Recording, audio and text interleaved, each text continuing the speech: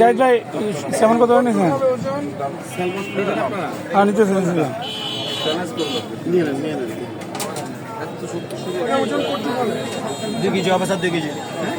কোনটা ভালো হবে, সেমন না টুনা? আমরা আছি সব পরীক্ষা সহ আছে আর কি।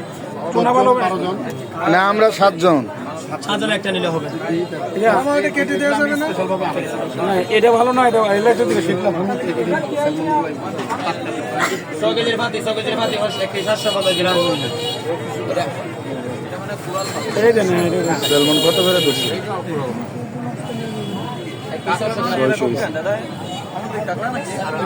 একসাথে হবে। এটা কি আলাদা দামে? আড়ালা পিড়ালা একটু পয়সা কম রাখবে। 1320 টাকা, 1300 টাকা।